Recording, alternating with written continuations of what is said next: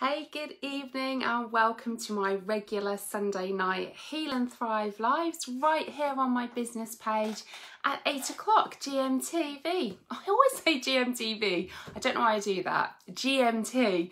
For those of you who are watching and you're not based in the UK, we used to have a morning programme called GMTV and I keep saying, instead of GMT, I keep saying GMTV. Anyway, good evening to you. I hope you've all had a wonderful, wonderful week.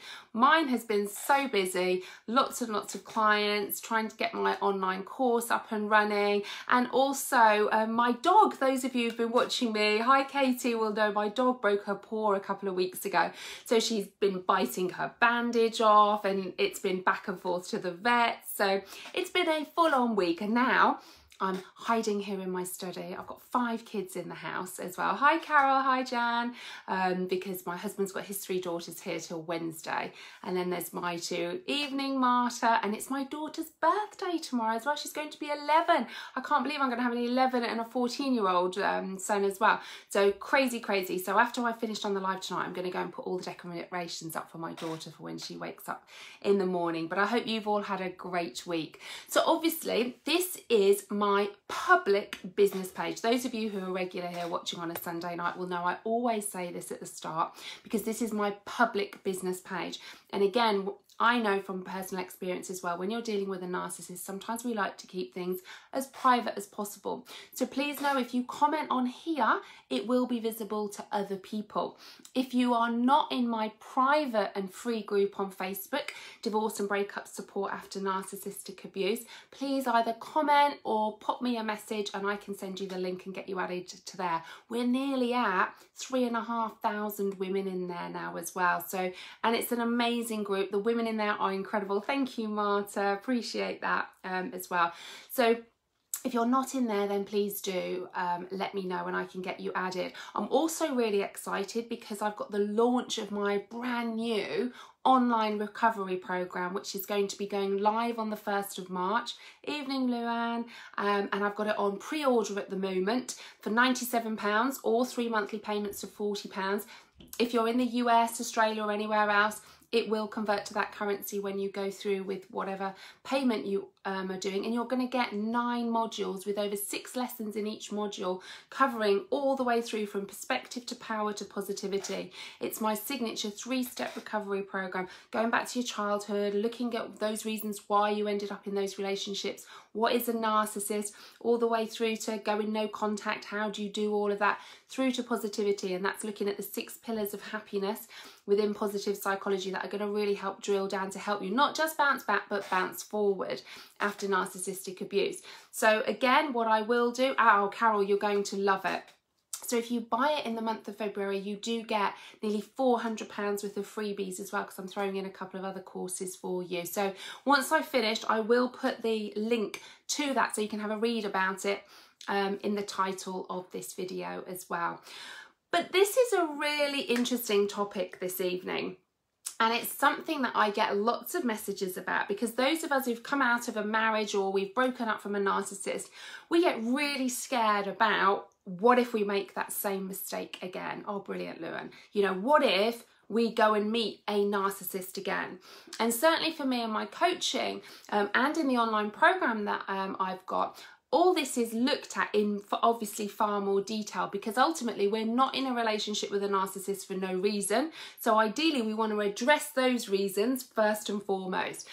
But if you're looking to maybe date again, maybe you want to move on in a relationship and you're feeling really, really scared and you think, oh my goodness, how am I going to date again, and wonder if they are a narcissist? Because, you know, as we all know, you are left broken when you come out of a relationship with a narcissist. We never want to be there again, okay? So we want to heal, we want to recover, and then we want to move forward and have a healthy relationship with somebody else. But how do we know that? How is it we are going to know if we start dating somebody if they are a narcissist or not? When are we ready to start dating? Now, I think when you feel ready to start dating is when you feel like you don't need to be with someone to fill the hole within your soul, okay? So many of us who have been in narcissistic relationships will be what I call codependent, and an empath. Now, codependency is another name for things like self-love deficit disorder. So I don't want you going into a relationship with somebody else if you're still really lacking self-love towards yourself, because immediately you do that, you are going to be looking at somebody else to make you feel loved and you feel happy and you feel whole. And you are on a downward spiral if you are at that starting point. So you really need to heal yourself as well. I must be ready then because I'm happy alone. Brilliant, Katie, that's fantastic. And that's where you should be. You should be okay on your own. You know, you should be able to, you know, be in your own company. You should be able to be happy. You should have a life. It shouldn't be dependent on you being with somebody else, whether or not your life is happy. The moment it is like that, or if you still feel it's like that, you're not ready to date yet either. For me, I know when I came out of my marriage, probably for a couple of years, very much sat in victim mentality for a while. His fault, you know, why doesn't anyone else understand? And, you know, all the things that I know many of us feel. But I was almost sat waiting for my knight in shining armour on that white horse to come charging in and scoop me up and rescue me. I was waiting for somebody else to make my life better. And what you need to do is you need to make your life better. My light bulb moment was when I realised I needed to rescue myself. So for you to have a healthy relationship with somebody, you first need to have a healthy relationship with yourself. So that's the first thing.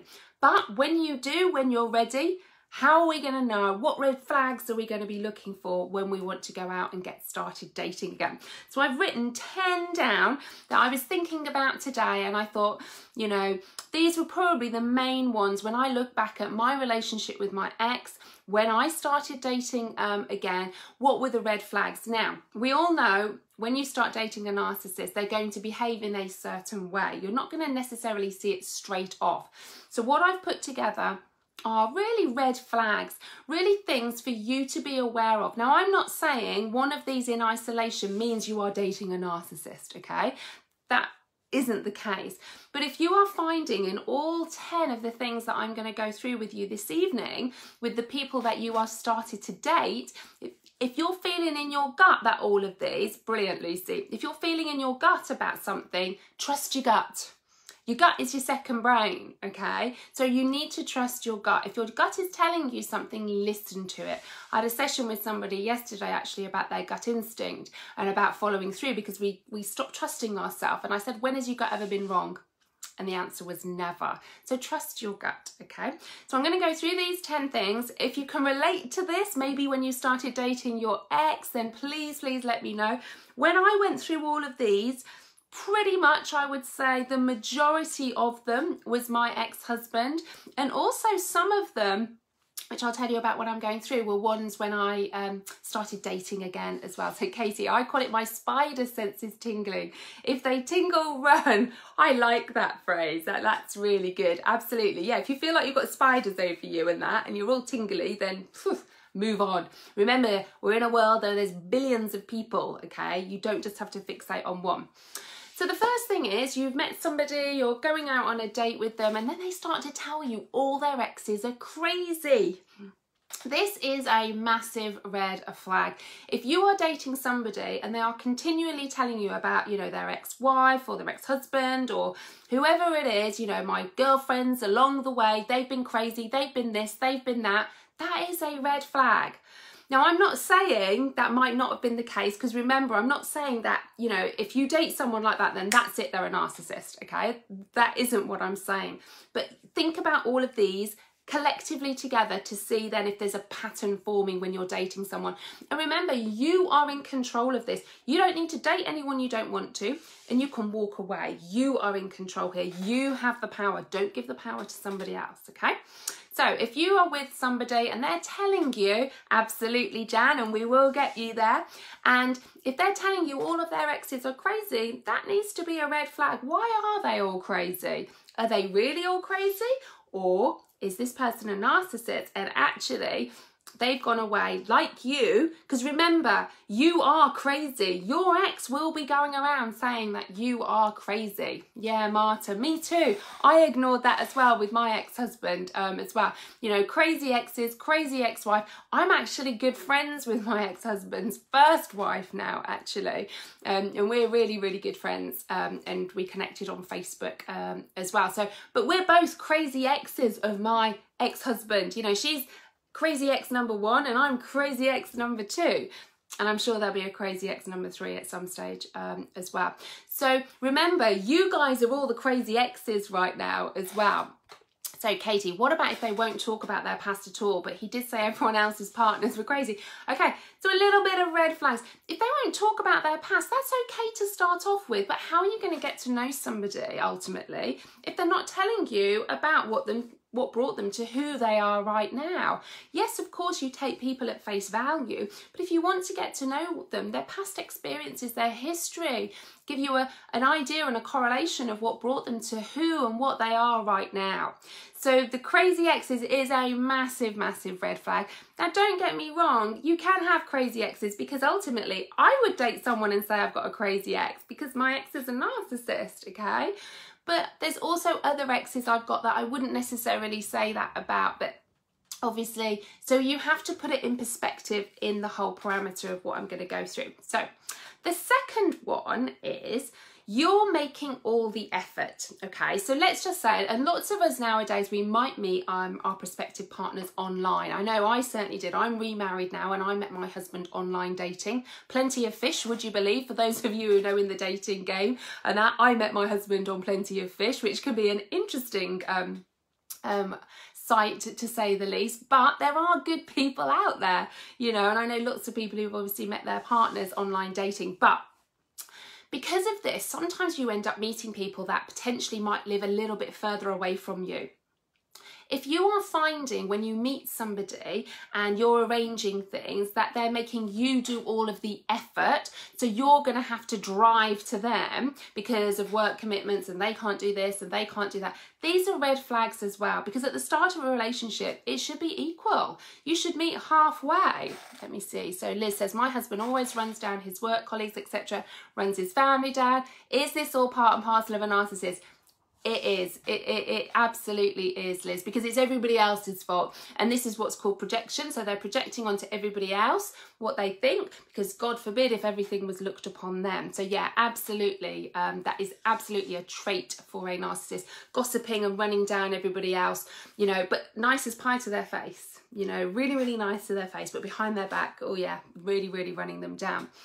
So going back to number 2, it was always about you making all of the effort. So if you find you are making all of the effort, you're the one messaging all the time, you're the one arranging everything, you're the one booking everything and that, these are all red flags, because if they're not going to make an effort right at the start by doing that, do you really want to be with somebody like that? Because all of these things might seem sweet at the start and you think, oh, he's really, really busy and oh, he's got commitments and everything, I'll make the effort.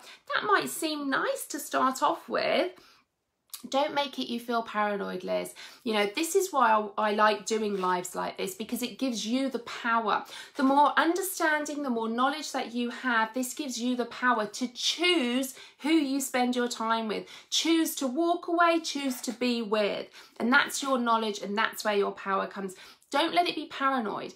You know, paranoia means you're not trusting your own instincts. It means you don't trust your own judgment. If you're confident in yourself and you trust your own values and your own judgment, you know at each stage you trust the fact that you will make the right decisions as well, okay?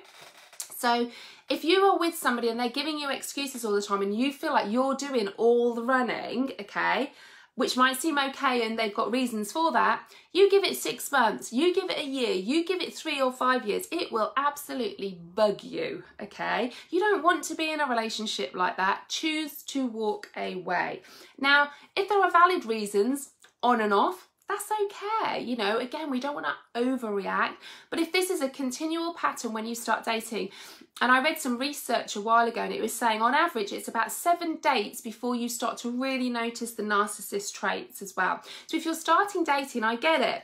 They might seem as nice as pie, and that's one of the others that I'm going to start off with as well further down.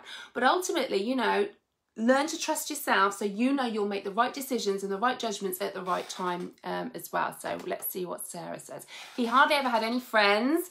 And when he did, he would never introduce anyone to me. Do narcissists have a good social group? No, they don't. You know, very, very rarely. Well, okay, so you've got two different parameters with this. One, you will have a narcissist who doesn't have any friends. They're real loners, no close friends or anything like that, just more acquaintances. I know my ex-husband was certainly like that. On the other hand, you may have someone who has lots of friends, but these are what we call flying monkeys. So these flying monkeys are all the ones that are friends with a narcissist because they're either scared of the narcissist because they know what a bully they can be, or because they're believing what they say, or maybe they have a position of power and they like being around all of that as well. So you kind of get the two opposite ends of the spectrum. Someone who's got a healthy set of friends and will introduce you, highly unlikely that they are going to be a narcissist as well. Sometimes he wanted to book things and would not let me control. Absolutely, this is one coming as well, Jan, as well. Liz, he told me we don't need anyone else. That's coming. You see, you do know some of these, and lots of you coming out of these will know when you look back, you will see these as warning signs and flags, and this is great because it gives you the knowledge and the understanding now moving forward. But we need to really embed it now into our subconscious, so these become like a radar for you when you start dating again.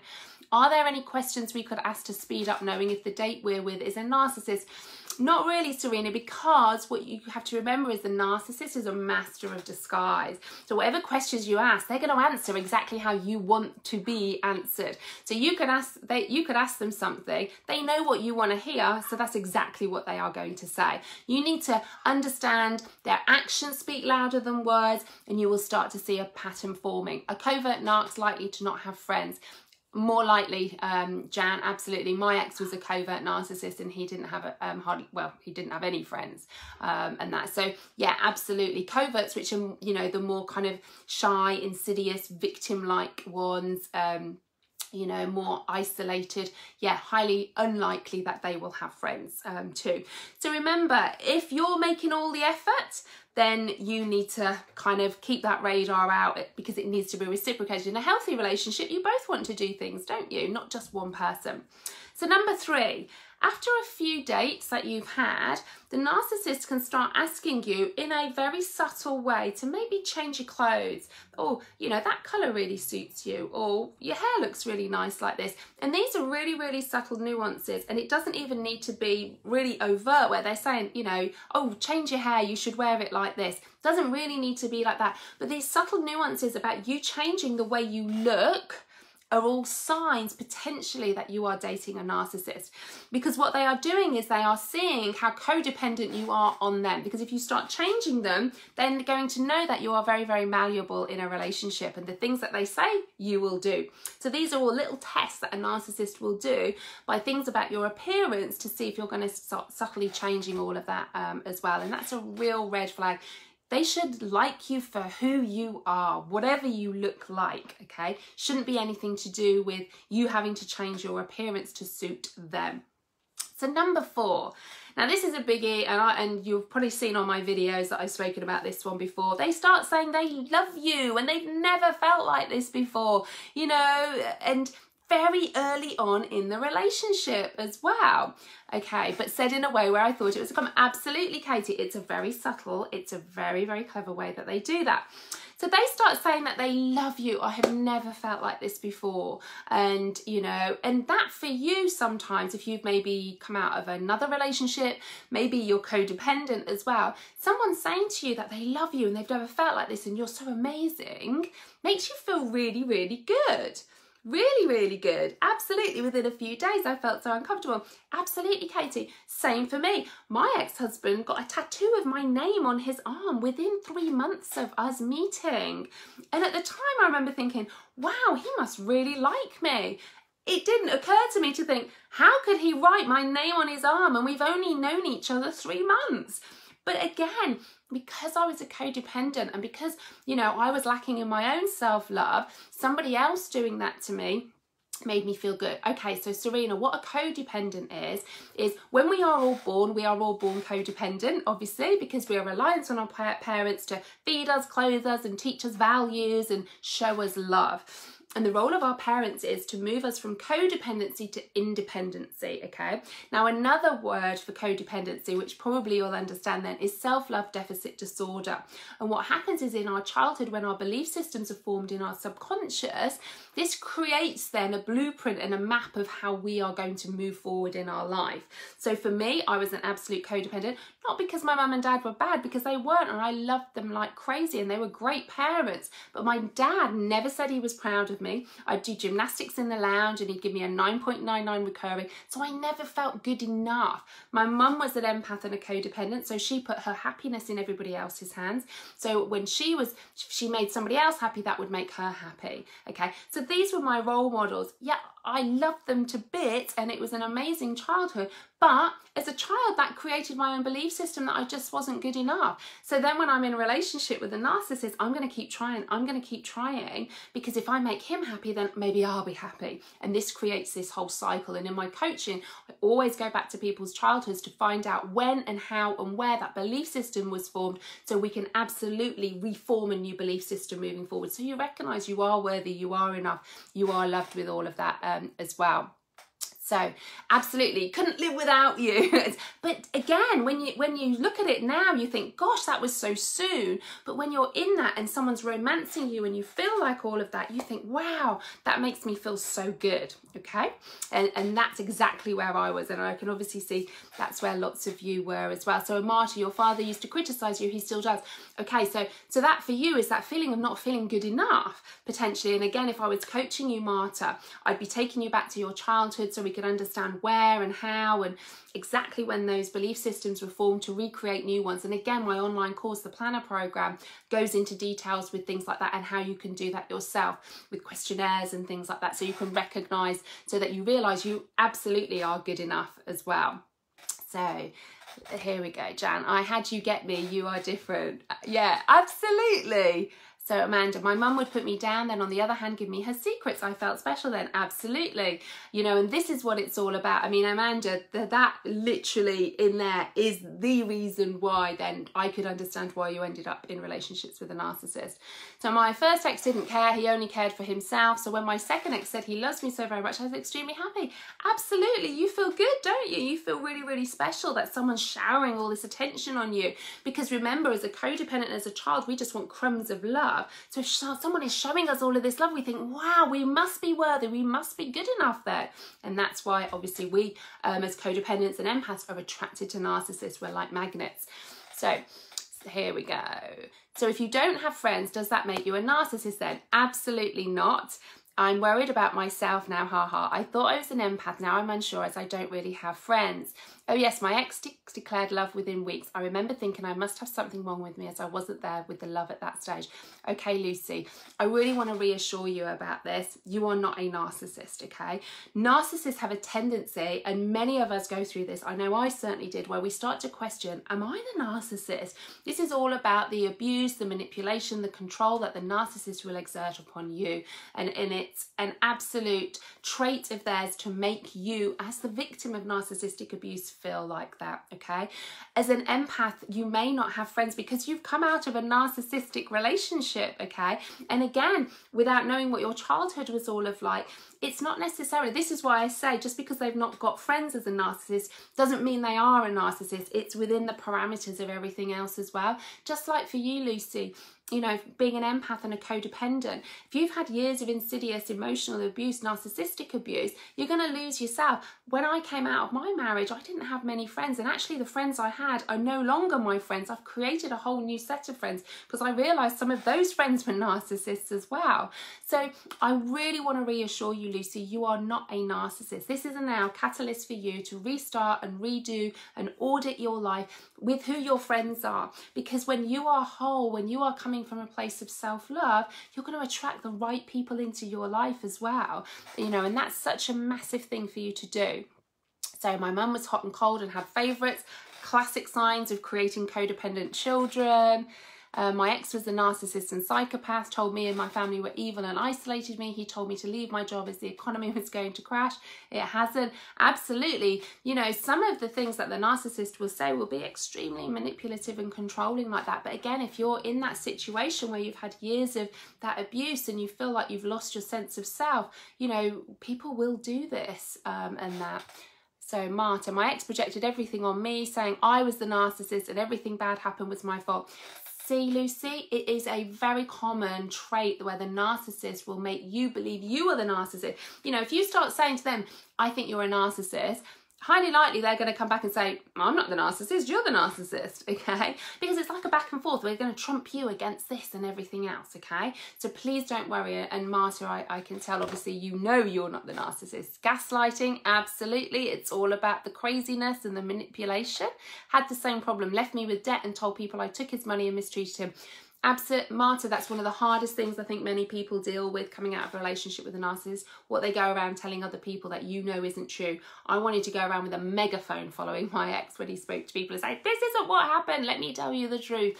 But there's no point, you can't control that. You've just got to focus all your energy on your own healing as well. My mum is a narc, and now realise why I have been duped into these awful relationships.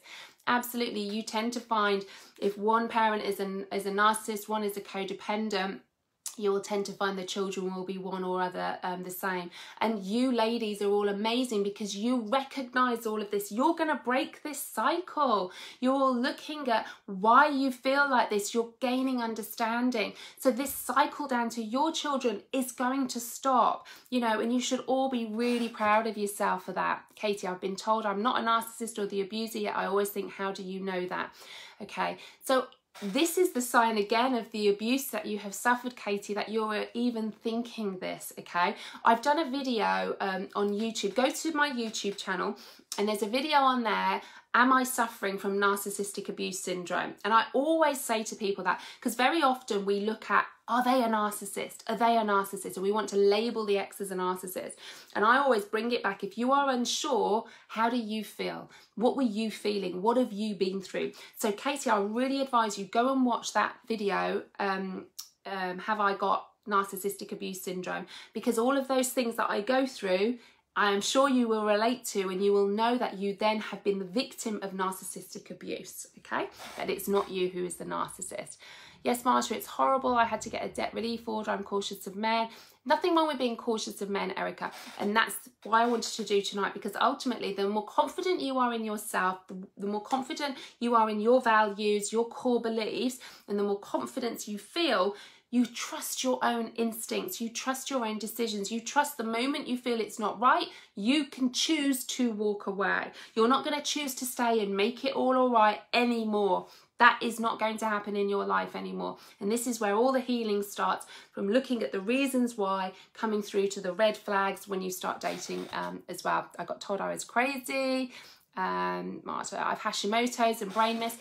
This is really interesting for you ladies that are watching tonight. Go and watch a brilliant, I don't know if anyone's seen it, a really good program on Netflix at the moment called Heal. It's an astounding video. It's about 1 hour and 3/4. It's very much in line with how I coach, actually, really looking at the words and the subconscious and the conscious and what we are saying to ourselves. And actually, Marta, there's a woman on there, I think she's got Hashimoto's as well, and it's very much in line about what we're saying, what's happened. And you find so many people who have been through narcissistic abuse and other forms of abuse, they will have some kind of physiological changes to the body because of the abuse and how the brain changes as well. Really recommend you going and watching it. It's brilliant, really, really good. And when I watched it, I thought, this is how I coach. This is brilliant because we get to the core root of it up here, so that because it has effects all on your body and physically and physiologically as well, but then we want to move you forward too. But I really, really recommend anyone going and watching that as well. So I got one, can't get mortgage for 6 years. Erica, don't worry too much. It'll probably be less than 6 years. I had my house repossessed in 2013. I bought my car a couple of years ago now. So yes, it can be 6 years, but you can get one sooner than that. My husband's a mortgage broker, so anytime you want to speak to him about it, believe me, he's amazing. He's helped lots of women in my group out as well with all of this. Maybe at a slightly higher interest rate potentially, but there are options. So don't feel like, my God, I've got to wait 6 years. It doesn't have to be 6 years as well. 2 therapies Marsha went through, all copies of my dad, and now I've met a great guy. My kids love him, family like him. Brilliant, love that. Happy endings, fantastic. Well done. Absolutely, Hashimoto's is absolutely with stress. So the last one we did was they were saying they love you and never felt like this before. Very, very quick. So again, big red flag. So number 5. They make inappropriate comments of a sexual nature very, very early on in your dating. And why they do that is they are seeing if you're going to engage in inappropriate talk, even though you feel uncomfortable, but you'll still engage with it. And again, this is all pointing to seeing how much control and manipulation they can have over you. So they will be really overtly sexual with you to see, obviously, even if you feel uncomfortable, will you still talk about it? And again, it's like they're doing little tests all the time at the start of the dating process. Is this person codependent? Can I control and manipulate this person? Could I have a long-term relationship with this person so that I can get all of the supply I need from this person as well? So brilliant, Erica. That's good to hear. So number 6. They talk about how beautiful their ex was to make you feel really, really insecure.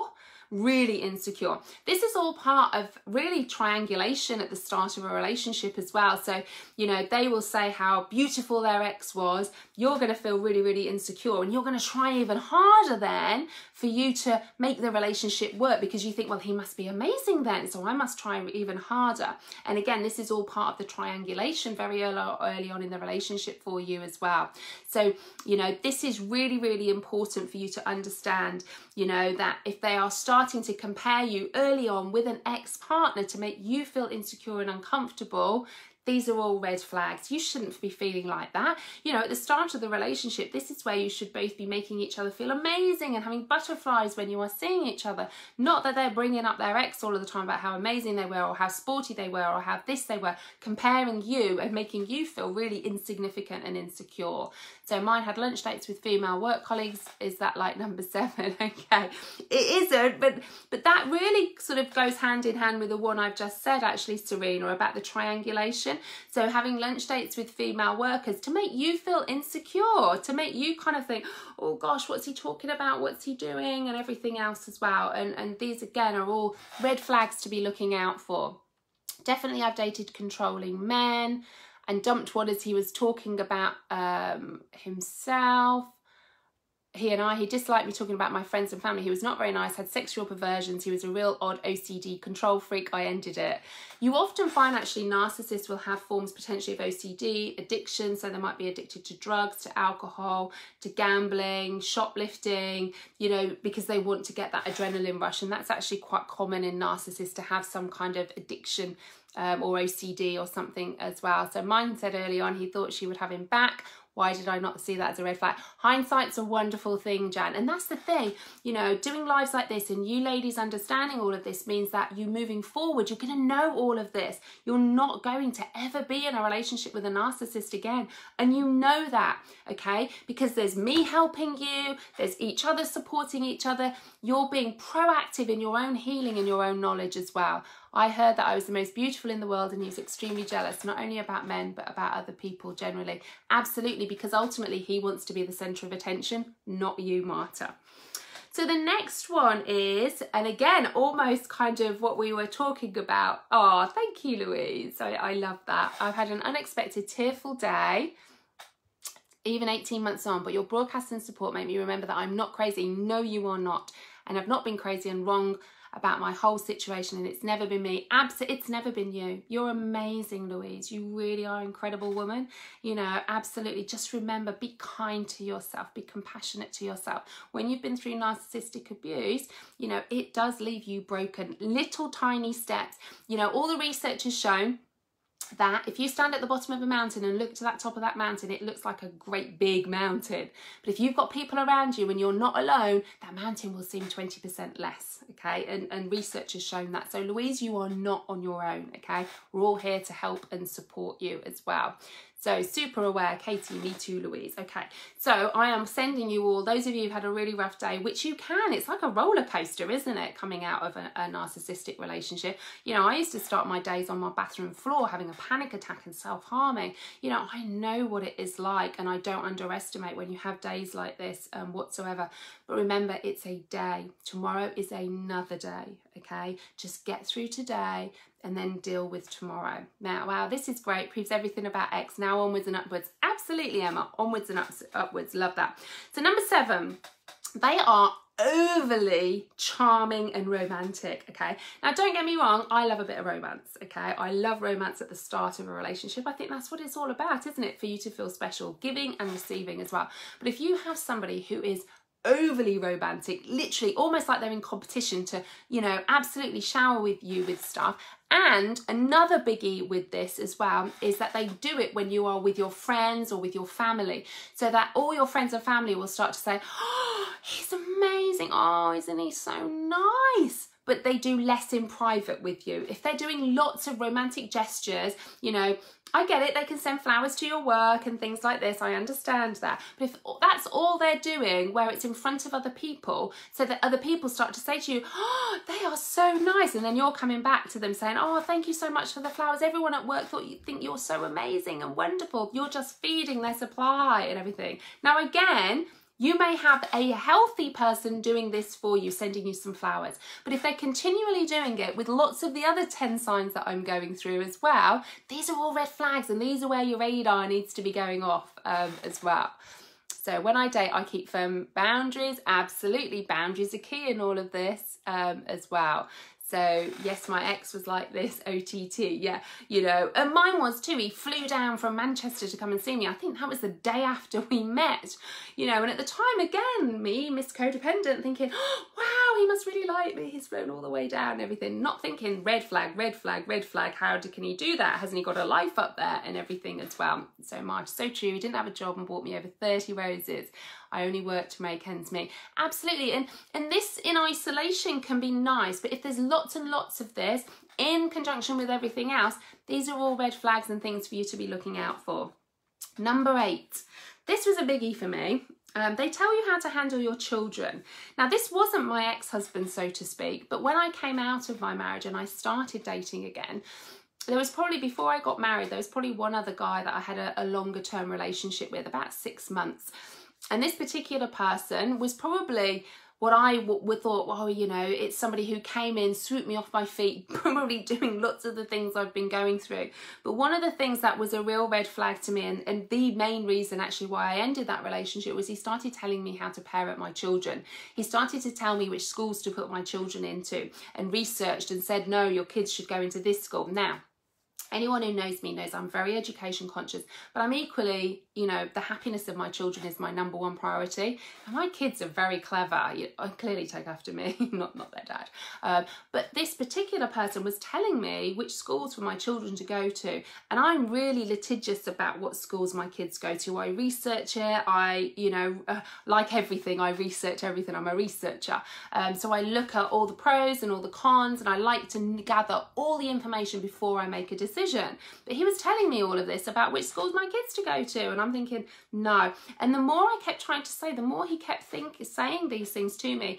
He didn't have any children, you know, and it left me feeling really uncomfortable. And I kind of carried on for a little while, but then it got too much, and I actually ended that relationship because of that. And when I look back, there was a catalogue of lots of other things as well. He bought me a dishwasher, for instance, you know, and at the time you think, wow, I need a dishwasher because I had no money, how amazing. But then there was lots of other things. So when I look back again, he was an absolute narcissist. He was an overt narcissist, not a covert like my ex, but a real overt narcissist, you know, a director of his own company, you know. But at the time it was almost what I felt I needed. I needed someone to look after me and protect me and everything else, so because I'd come out of this, you know, bad marriage and that, so I kind of fell into that. But again, I was attracting the wrong kinds of people because I wasn't ready. I hadn't healed myself then either. So Lynn, bit confused. You said they don't make any arrangements, and now you say overly romantic. Yeah, so this is when you have to look at these in isolation, Lynn, okay? So And it's the overly, it's the overtly, it's not the kind of, so the ones where I say where they don't make any effort, okay, so if they're continually making zero effort, you have to ask yourself, if they're not making an effort now at the start of a relationship, are they going to make an effort further down the line, okay? If they're being so that you've got to think about the kind of healthy boundaries. Somebody who is healthy will make arrangements, okay, meet you halfway. They might be the odd occasion where they can't do that, and you can understand that because normally it's kind of a 50-50. You're kind of both making an equal effort. Healthy relationship. If one of you is doing too much, then that is a red flag.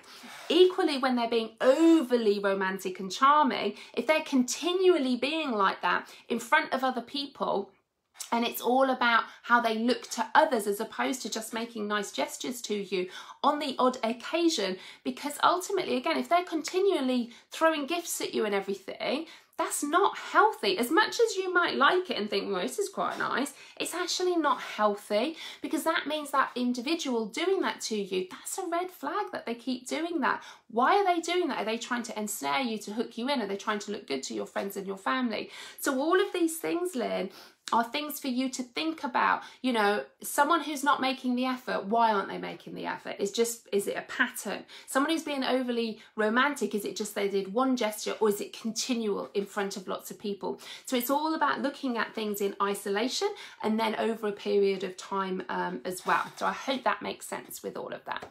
So mine was telling me how to parent my older kids, picking what was wrong with them and putting them down, and all because I wasn't good at parenting. My kids are amazing, so don't try to tell me otherwise. Absolutely. And again, red flags with all of this. But again, if you're an empath and a codependent, when you are with somebody saying all of this, we can often give reasons why they are behaving like this. And these are all things for you to be aware of, because it's not in isolation. It's going to be perpetual with all of this as well. You're welcome, Lynn. So, Lucy, that's interesting. My ex-husband, up until recently, used to put me down in front of his wife.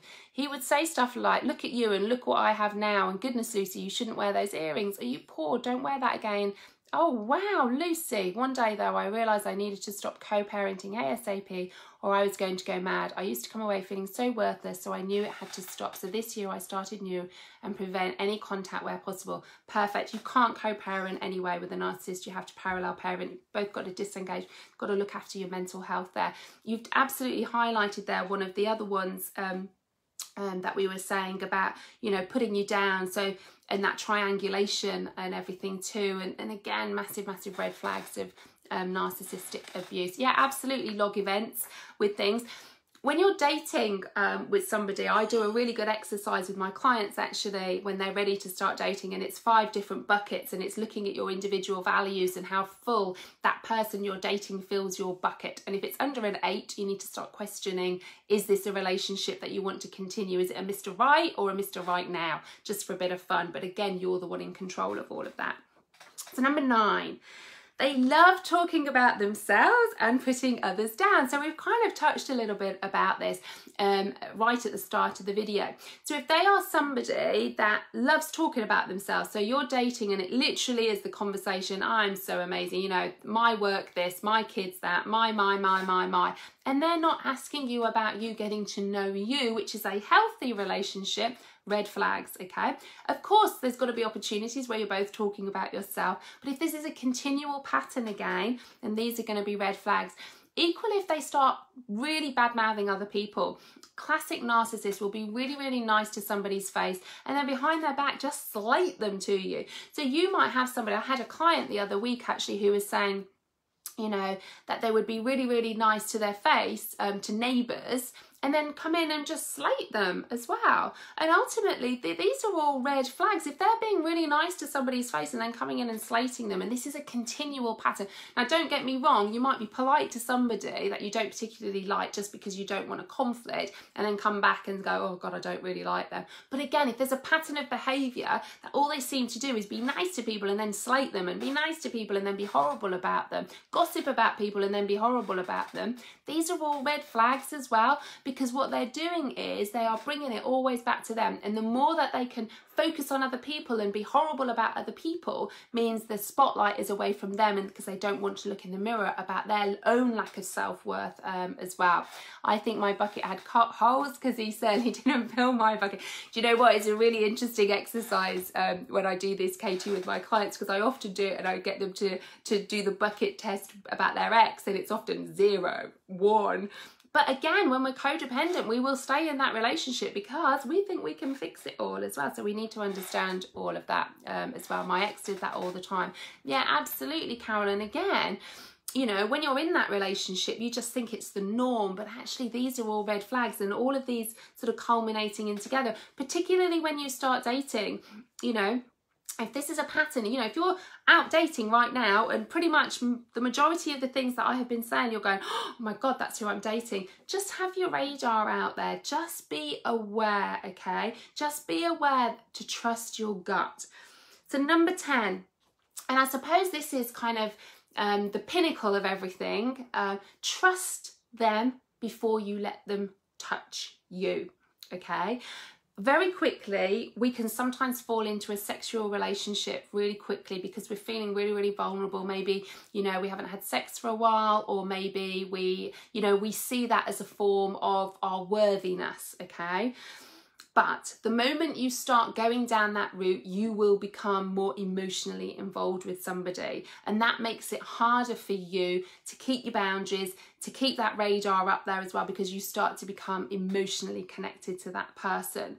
So I would say, as long as you can, and I know it can be really hard, but ultimately it can be equally as exciting as well, you know, waiting too. You don't need to rush into that, because if they are someone that is for a long-term relationship with you, they will respect that. They are your boundaries, and you will go on to have a healthy relationship with that person, okay? He didn't respect my boundaries in that department. Yeah, absolutely. So ultimately, you need to trust them, get to know them, and really feel like that all of these signs, and remember, it can take up to 7 dates before you start to see some of these as well. What is the rush? What is the rush of waiting 3 months, 2 months, however long it is for you to know for sure? Don't rush everything. You don't need to rush, okay? And sometimes I see this where we're rushing and we're asking loads of questions and we're quizzing them about everything. Don't let it organically grow, because ultimately you want to find yourself in a healthy relationship. You don't want to be back in with a narcissist, or even somebody who doesn't value you. They might not be a narcissist, it's just someone who doesn't value you. You want to be with someone who makes you feel amazing, who allows you to be the person who you want to be. And likewise, you do the same for them. You know, a relationship isn't about 50%, 50%. It's about you both putting in 100% and respecting each other and having healthy boundaries. Doesn't mean you have to agree on everything. You know, absolutely not. But it means that you respect each other's opinions. I don't agree with everything with my husband. I don't agree a lot with him. But we have healthy respect for each other. You know, I respect his opinions. He respects mine, even if we don't agree on it as well. Absolutely. Rushing is absolutely, because the narcissist wants you to rush. They want to hook you in. They want to get their supply really, really quickly as well. My ex, when he was angry, gave me punishment. He slept on the floor. Absolutely, Marta. And that's his way of saying to you, bad woman, you know, you've behaved like this. And it's a way of control. It's abuse. It's emotional abuse and manipulation. It's psychological manipulation with all of that as well. So please, if you're starting dating again, you know, yes, by all means, have a nice kiss and everything else. But beyond all of that, trust them first. Don't rush into anything, because otherwise, if you do that and potentially you find out they're a narcissist or it's not the right relationship and you rushed all of this, you're the one going to be picking the pieces up again, okay? And don't get me wrong, you could still have a relationship with someone for 2 years, 5 years and it not work out. Of course you're going to be upset. That's human nature. But ultimately, you know, if you're always coming from a place at the start where you filled yourself up, you're going to attract different people into your life. So all of these, for when there's 10 signs about dating a narcissist, a lot of these would be eradicated if you work on yourself prior to all of that as well. Fill your own whole in your soul first. Practice self-love. You are worthy. You are good enough. You deserve to live an amazing life, okay? You are not put on this earth to make other people happy. You know, your priority needs to be your own happiness as well. So I hope that's really helped with all of the 10 different signs potentially you're dating a narcissist. And remember, just one of these in isolation doesn't mean you're dating a narcissist. But if all of these are starting to come together and create a pattern of behaviour, get your warning signs up there as well. Remember, you can walk away. There's many, many people on this planet, right people that you can have a healthy relationship with. You might think, oh my God, who's going to want me again? Somebody will. Absolutely they will. So don't put yourself down like that. And I hope that really helped you. Remember, if you're not in my private support group on Facebook, please just pop me a message or comment below and I can send you the link as well. And also I will pop in the comments and in the title of this video the link to my new online recovery program, the Planner program, Positive Life After Narcissistic Abuse. It goes through a lot of the stuff that I spoke about this evening, but in much more detail for you with downloadable workbooks and videos. There's over 6 hours of videos in there over a 9-week period that you get lifetime access to, and it's only £97 or 3 monthly payments of £40 as well. And I know the value you will get for that, because I've spent hundreds and hundreds of pounds on online courses before, but I wanted to create something where I know not everybody can afford one-to-one coaching with me. I wanted to create something where you've got something to do at home, so you can watch them when you want, you can go back to them when you want, and everything else as well. So Liz, I've just had delayed reconstruction following mastectomy, chemotherapy, radiotherapy and Herceptin in 2015. In hospital visit, despite our girls being 15 and 21, we played I Spy. He said sexy breasts, so inappropriate. Wow. You know what? You are a hero, Liz. You really, really are. And, you know, you have been through so much physically, obviously, after breast cancer as well, and you've come out a survivor. But I don't want you to just survive now. I want you to thrive. You know, you're in the right place, and, you know, please come back next Sunday night again at 8 o'clock, where the next Sunday's live I've written down is, the 3 stages of narcissistic abuse recovery. So that's what's going to be the live next Sunday night. So I look forward to seeing you then. Have a fantastic week. Please know I'm always at the end of a message. Come and join my free group as well. Very supportive, a wonderful, wonderful group of women in there as well. And I will look forward to seeing you all again soon. Take care, everybody. Bye.